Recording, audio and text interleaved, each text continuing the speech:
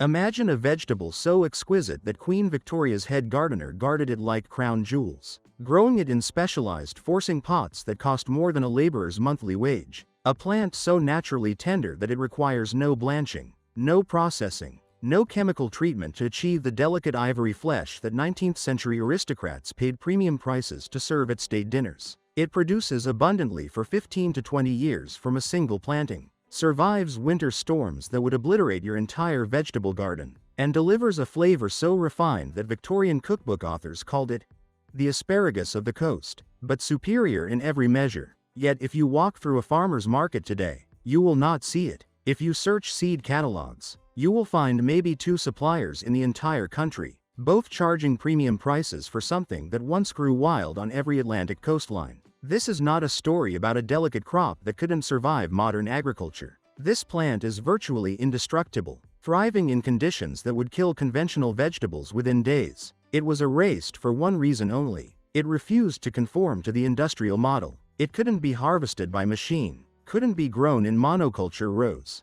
and worst of all, it tasted too good, too complex, too sophisticated for a food system built on bland uniformity. We traded the Queen's vegetable for iceberg lettuce and shipped broccoli. This is the story of sea kale, the forgotten luxury of the Victorian table, and the systematic erasure that removed it from our gardens, our markets, and our memory. Welcome to Heritage Harvest. If you believe that the finest vegetables aren't found in supermarket aisles and you're ready to uncover the crops that history buried, please like this video and subscribe. We're excavating the past to feed the future, and we want you growing alongside us. Let's resurrect this masterpiece, the botanical marvel hiding on the beaches. To understand why sea kale vanished, you first need to understand what makes it extraordinary. Cramby maritima is not your typical garden vegetable. While most crops we eat today are annuals or biennials, fragile domesticated plants that require constant replanting, careful soil conditions, and protection from the elements, sea kale is a coastal fortress. It evolved on the windswept beaches and rocky cliffs of the Atlantic coastline, from the British Isles down through France and into the Mediterranean. This is a plant that survives salt spray, hurricane-force winds, freezing winter temperatures, and sandy soil with almost no organic matter. It doesn't just survive these conditions, it thrives in them. The plant itself is architectural. From a massive perennial rootstock that can grow as thick as your forearm, sea kale sends up glaucous blue-green leaves in spring, waxy and cabbage-like, designed to shed salt water and resist wind damage. Left to grow naturally, these leaves can reach 2 feet across, creating a dramatic sculptural presence in any garden. But the real treasure lies beneath the surface and in the spring shoots. In late winter and early spring, as the soil begins to warm, the plant produces thick, fleshy shoots, blanched naturally by covering with sand or forcing pots. These shoots are what Victorian gardeners prized above almost all other vegetables. When properly blanched, sea kale shoots emerge as ivory white spears, tender, succulent, with a flavor that defies simple description. It's not asparagus, though there are similarities. It's not broccoli, though it's in the brassica family. The taste is nutty, slightly sweet, with a delicate mineral complexity that speaks of the ocean air and coastal soil where it evolved. There's a subtle bitterness, not unpleasant, that gives it depth, and the texture, when harvested at the right moment, is tender enough to eat raw, yet substantial enough to hold up to roasting, steaming, or sautéing. This is a vegetable that tastes like luxury because it is luxury. But here's what makes sea kale truly revolutionary from a gardener's perspective. Once established, a single crown will produce harvestable shoots for 15 to 20 years without replanting. You plant it once, in your lifetime, and it becomes a permanent food source. No annual tilling, no seed starting, no transplanting. The plant handles everything itself. It's winter hardy to USDA Zone 4, meaning it survives temperatures down to -30 degrees Fahrenheit without protection. It tolerates drought once established, requires no fertilization if planted in decent soil, and has virtually no pest or disease problems because it co-evolved with coastal ecosystems that would destroy domesticated crops. From a nutritional standpoint, the data tells a story that modern agriculture doesn't want you to hear. Sea kale shoots contain significant levels of vitamin C, comparable to citrus fruits, which is extraordinary for a vegetable harvested in early spring when most fresh produce is imported from thousands of miles away. It delivers vitamin K in concentrations that rival kale and collards, supporting bone health and blood clotting. The mineral profile is exceptional, rich in calcium, magnesium, and trace elements like iodine, selenium, and zinc, a direct result of its coastal evolution. And unlike many brassicas that can be difficult to digest, sea kale is remarkably gentle on the digestive system, containing compounds that actually support gut health rather than causing bloating or discomfort. The plant also contains glucosinolates, the same beneficial compounds found in broccoli and Brussels sprouts, known for their anti-cancer properties and support of liver detoxification. But sea kale's glucosinolate profile is different, more balanced, without the harsh sulfur notes that make some people reject cruciferous vegetables. It's nutritionally powerful without being aggressive. It's everything industrial agriculture claims to want: productive, hardy, nutritious, and yet it's been almost completely erased from cultivation. The reason why reveals everything wrong with how we grow food today. The Victorian obsession with perfection. Sea kale wasn't always forgotten. In fact, for nearly 200 years, it was considered one of the most desirable vegetables in European cuisine, particularly in Britain, where it reached cult status among gardeners and chefs. The plant had been foraged from wild coastal populations for centuries, with records of collection dating back to the Roman occupation of Britain. But it was in the late 18th and early 19th centuries that sea kale cultivation became an art form, a status symbol, and a lucrative business.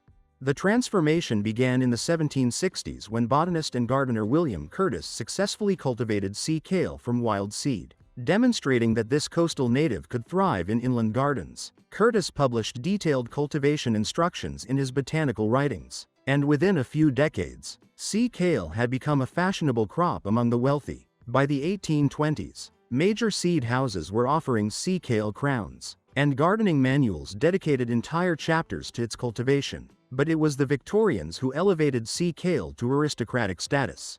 Victorian kitchen gardens, those walled paradises maintained by teams of skilled gardeners for wealthy estates, treated sea kale with reverence. Special terracotta forcing pots, often decorated and expensive, were placed over established crowns in late winter to exclude light and encourage the production of tender, blanched shoots. Some estates used bell jars. Others built elaborate forcing frames heated with decomposing manure. The labor involved was substantial, but the results were considered worth every effort. Garden records from estates like Chatsworth House show that head gardeners tracked sea kale production with the same attention they gave to prized fruit crops.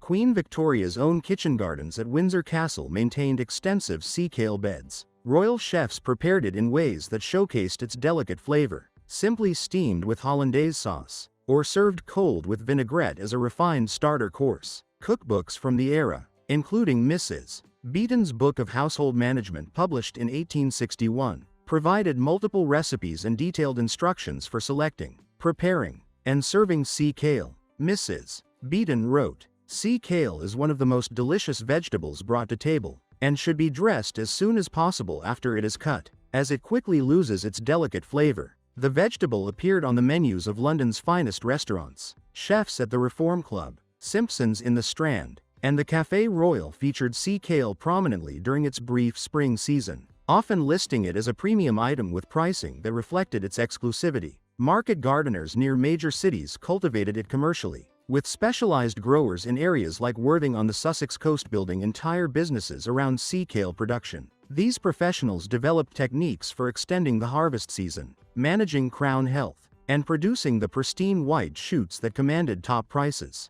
But sea kale's prominence wasn't just about taste or status. It occupied a crucial ecological niche in the Victorian food calendar. The harvest period, from late February through April, filled the hungry gap. That period after winter storage crops were depleted but before spring vegetables matured. Fresh, locally grown produce during this window was rare and valuable. Sea kale, being perennial and cold hardy, provided that early harvest without the need for expensive greenhouse cultivation. It was economically valuable precisely because it produced when little else did.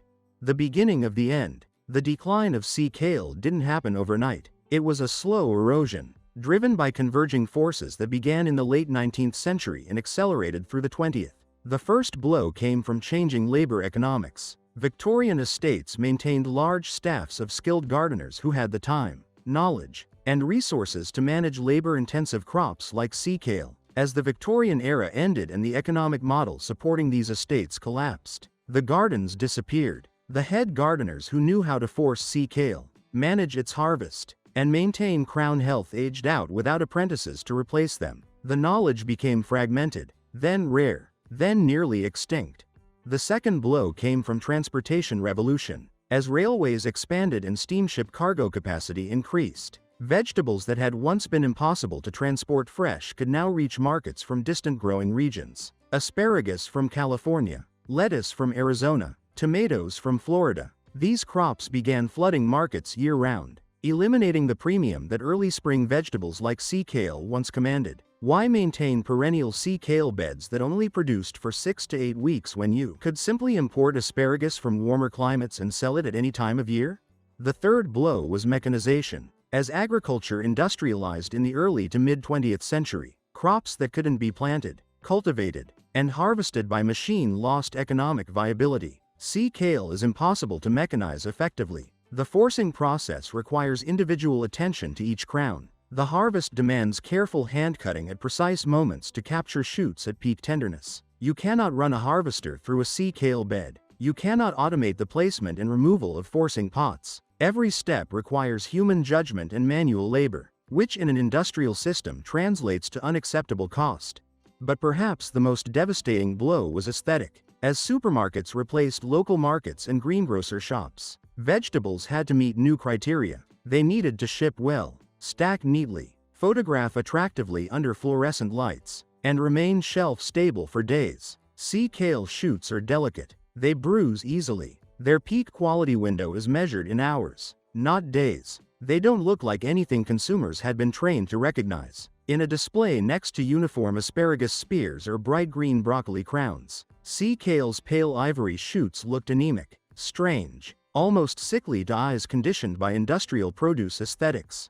The final nail came from seed company consolidation. As small regional seed houses were bought out or went bankrupt, their catalogs narrowed to focus on high-volume commercial varieties. Crops that didn't sell in massive quantities were simply dropped. Sea kale, being perennial and slow to establish, was a poor fit for the annual seed buying cycle that seed companies relied on for revenue. By the 1970s, sea kale had disappeared from most commercial catalogs entirely. A few specialty houses maintained it, barely, but for most gardeners and farmers, it simply ceased to exist as an option.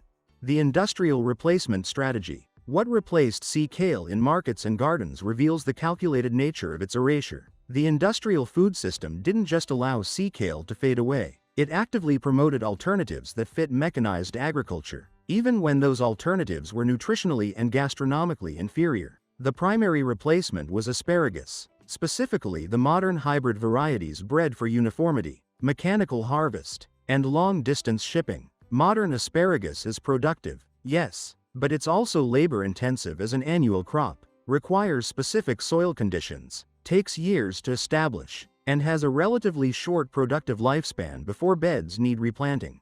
Yet asparagus fit the industrial model because it could be mechanized. Specialized asparagus harvesters were developed that could cut spears at ground level with reasonable efficiency. The crop could be bred for uniformity, ensuring that every spear was similar in size and appearance. It could be cooled quickly and shipped across continents while maintaining acceptable quality. Most importantly, it was familiar. Consumers knew what asparagus was, how to cook it, what to expect. There was no education barrier, no need to teach people about a new vegetable. The market infrastructure already existed. The second replacement was broccoli, particularly the calabrese types that produce a single large central head ideal for mechanical harvest. Broccoli production exploded in the 20th century, becoming one of the most economically important vegetables in American agriculture. It ships well, has a reasonable shelf life, and fits perfectly into industrial processing for frozen food production. But nutritionally and gastronomically, it's a poor substitute for sea kale. The flavor is one-dimensional. The texture can be woody or mushy depending on cooking. And the nutritional profile, while good, lacks the mineral complexity that sea kale delivers. The pattern is clear. The industrial food system didn't replace sea kale with better vegetables. It replaced sea kale with more profitable vegetables, crops that generated revenue at every stage. From patented seed sales to mechanical planting equipment to specialized harvest machinery to long-haul transportation to supermarket markup, sea kale disrupted that profit model because it required almost nothing after the initial planting. 1 crown, planted once, producing for 2 decades, represented a customer lost for 20 years. That's not a crop. That's a threat to the business model. The knowledge that almost died. By the 1990s, sea kale cultivation knowledge had nearly vanished from living memory. The Victorian gardening manuals that described its cultivation in detail were out of print, relegated to rare book collections and university libraries. The few remaining growers were elderly, scattered, disconnected from each other. Seed suppliers who still offered sea kale did so almost as a curiosity. With minimal information and often poor germination rates, the plant was sliding toward extinction in cultivation, surviving primarily in botanical gardens as a specimen plant rather than a food crop. But a small group of heritage seed savers and historical gardening enthusiasts refused to let it disappear entirely. Organizations like the Henry Doubleday Research Association in the UK and Seed Savers Exchange in the United States maintained small collections. Individual gardeners who had inherited established plants from family members or found them in abandoned gardens began documenting their cultivation experiences and sharing knowledge through newsletters and, eventually, online forums. This grassroots preservation movement kept the pilot light burning when institutional agriculture had completely abandoned sea kale. The rediscovery began in the early 2000s as the local food movement and heirloom vegetable trend gained momentum. Chefs at high-end restaurants, always searching for unique ingredients to distinguish their menus, began hearing whispers about this forgotten Victorian delicacy. A few adventurous growers started experimenting with cultivation, documenting what worked and what didn't. Slowly, painfully, the knowledge base was reconstructed, combining fragments from historical texts with modern trial and error experience. What emerged was a clearer understanding of sea kale's requirements and potential. Modern growers discovered that while Victorian forcing techniques produced the finest quality shoots, sea kale could also be grown more simply, even organically, without elaborate infrastructure. The plant's natural hardiness meant it required far less intervention than historical texts suggested. Its tolerance for diverse soil types was broader than previously documented, and most importantly, its flavor and nutritional value hadn't been exaggerated by nostalgic Victorians. It really was that good. Growing your own Victorian treasure. If you're ready to bring sea kale into your garden, understand that you're making a long-term investment. This isn't a crop for impatient gardeners who need results in 60 days, but for those willing to think in decades rather than seasons. Sea kale offers rewards that few vegetables can match. Let's walk through practical cultivation from sourcing to harvest. Because if I've convinced you to grow this plant, you deserve to succeed. Sourcing is your first challenge. Sea kale is not carried by mainstream seed companies. You'll need to seek out specialty suppliers who focus on heritage vegetables. Companies like Territorial Seed Company, Baker Creek Heirloom Seeds, and specialty nurseries in the UK like Edulus occasionally offer either seeds or established crowns. Seeds are cheaper but slower. Crowns are expensive but give you a harvest sooner. If possible, source crowns from a reputable grower who has selected for vigor and productivity. A good crown will cost $15 to $30, which seems expensive until you realize it will produce for 20 years.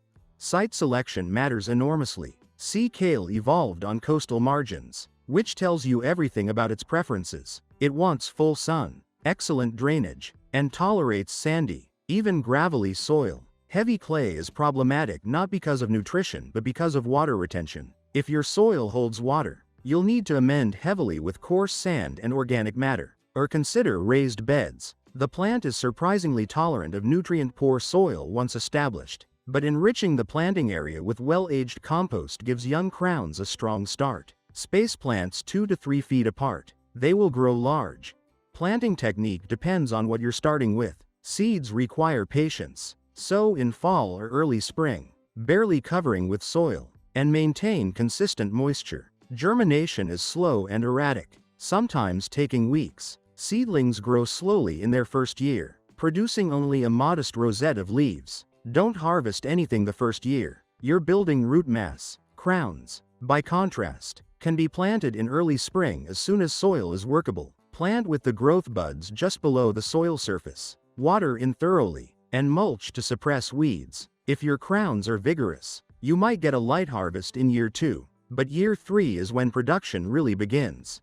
Forcing is where the magic happens, and it's simpler than Victorian texts make it sound. In late winter, typically February in most climates, cover established crowns with an opaque container that excludes light. Traditional terracotta forcing pots are beautiful but unnecessary. An overturned bucket, a large plastic pot, even a wooden box works perfectly. The goal is to block light while allowing some air circulation. Pile leaves, straw, or compost around and over the container for extra insulation if your climate is harsh. This darkness combined with the crown's stored energy triggers the production of etiolated shoots, those prized white spears.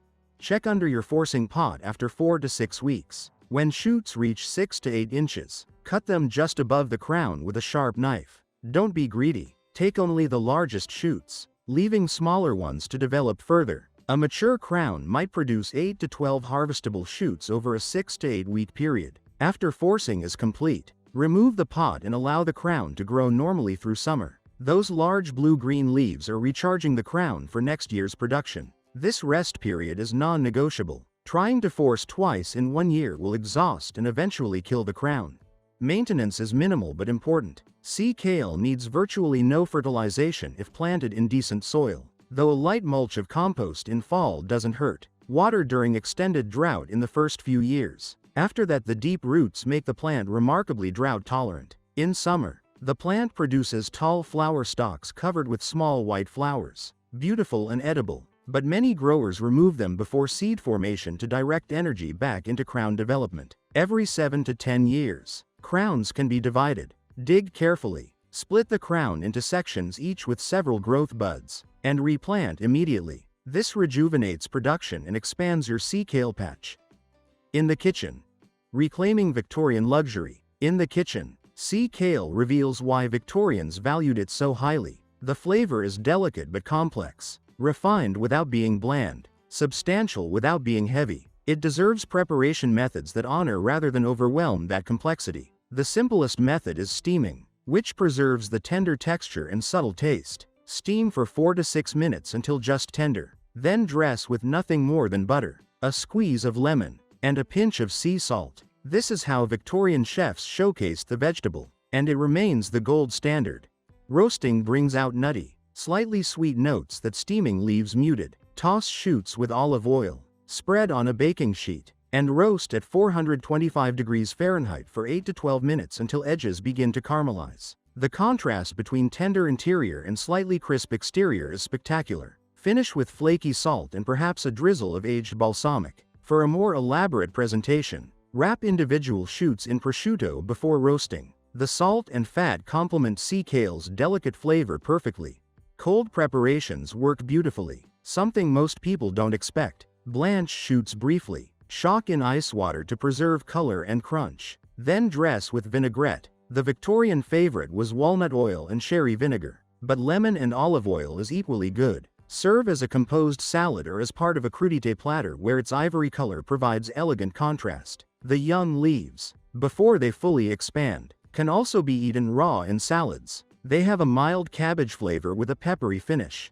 For those wanting to explore historical preparations, Mrs. Beaton's recipe for sea kale with white sauce remains relevant. Steam the shoots until tender, arrange on a serving platter, and cover with a classic bechamel enriched with cream and a touch of nutmeg. It's rich, yes, but for a special occasion, it's transcendent. Another period favorite was sea kale au gratin, where steamed shoots are topped with cream, grated cheese, and breadcrumbs, then broiled until golden and bubbling.